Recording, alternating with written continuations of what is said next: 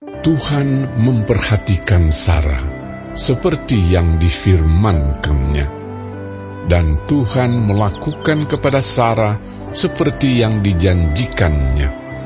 Maka mengandunglah Sarah, lalu ia melahirkan seorang anak laki-laki bagi Abraham dalam masa tuanya, pada waktu yang telah ditetapkan sesuai dengan firman Allah kepadanya. Abraham menamai anaknya yang baru lahir itu Ishak, yang dilahirkan Sarah baginya.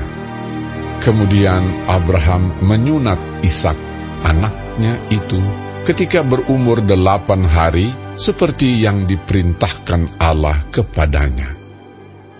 Adapun Abraham berumur 100 tahun ketika Ishak anaknya lahir baginya.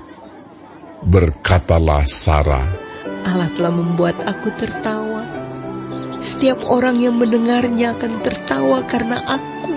Lagi katanya, siapakah tadinya yang dapat mengatakan kepada Abraham, Sarah menyusui anak? Namun, aku telah melahirkan seorang anak laki-laki baginya pada masa tuanya. Bertambah besarlah anak itu dan ia disapih. Lalu Abraham mengadakan perjamuan besar pada hari Ishak disapih itu. Pada waktu itu Sarah melihat bahwa anak yang dilahirkan Hagar, perempuan Mesir itu bagi Abraham, sedang main dengan Ishak anaknya sendiri. Berkatalah Sarah kepada Abraham, usirlah hamba perempuan itu beserta anaknya, sebab anak hamba ini tidak akan menjadi ahli waris bersama-sama dengan anakku, Ishak. Hal ini sangat menyebalkan Abraham oleh karena anaknya itu. Tetapi Allah berfirman kepada Abraham, janganlah sebal hatimu karena hal anak dan budakmu itu. Dalam segala yang dikatakan Sarah kepadamu, haruslah engkau mendengarkannya, sebab yang akan disebut keturunanmu ialah yang berasal dari Ishak. Tetapi keturunan dari hambamu itu juga akan kubuat menjadi suatu bangsa, karena ia pun anakmu.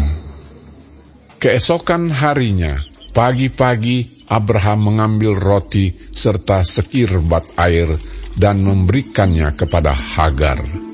Ia meletakkan itu beserta anaknya di atas bahu Hagar. Kemudian disuruhnyalah perempuan itu pergi. Maka pergilah Hagar dan mengembara di padang gurun Beersheba.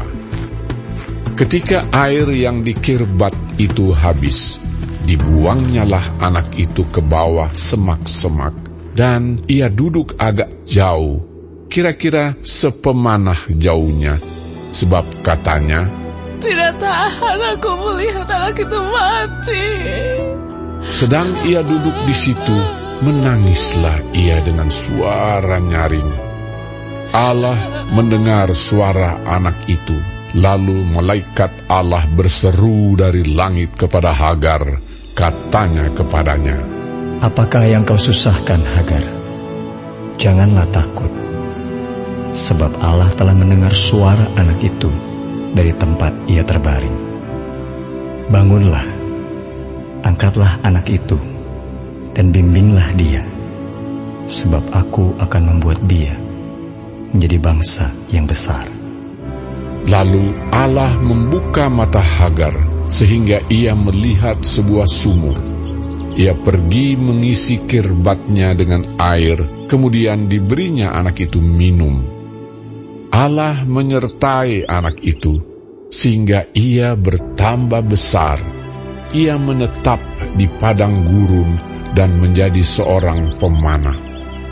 Maka tinggallah ia di padang gurun Paran, dan ibunya mengambil seorang istri baginya dari tanah Mesir. Pada waktu itu Abimelek beserta Pikol, panglima tentaranya, berkata kepada Abraham, Allah menyertai engkau dalam segala sesuatu yang engkau lakukan.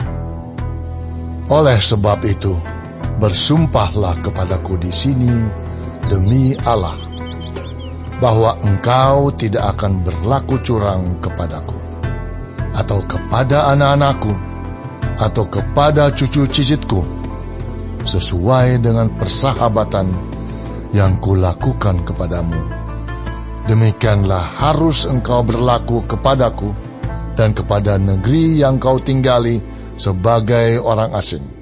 Lalu kata Abraham, Aku bersumpah. Tetapi Abraham menyesali Abimelek tentang sebuah sumur yang telah dirampas oleh hamba-hamba Abimelek. Jawab Abimelek, Aku tidak tahu siapa yang melakukan hal itu. Lagi tidak kau beritahukan kepadaku, dan sampai hari ini belum pula ku dengar. Lalu Abraham mengambil domba dan lembu dan memberikan semuanya itu kepada Abimelek. Kemudian kedua orang itu mengadakan perjanjian. Tetapi Abraham memisahkan 7 anak domba betina dari domba-domba itu. Lalu kata Abimelek kepada Abraham, Untuk apakah ke-7 anak domba yang kau pisahkan ini? Jawabnya, Ke-7 anak domba ini harus kau terima dari tanganku untuk menjadi tanda bukti bagiku, bahwa akulah yang menggali sumur ini. Sebab itu orang menyebutkan tempat itu Bersheba, karena kedua orang itu telah bersumpah di sana. Setelah mereka mengadakan perjanjian di Bersheba, pulanglah Abimelek beserta Pikol, panglima tentaranya, ke negeri orang Filistin. Lalu Abraham menanam sebatang pohon tamariska di Bersheba dan memanggil di sana nama Tuhan Allah yang kekal. Dan masih lama Abraham tinggal sebagai orang asing di negeri orang Filistin.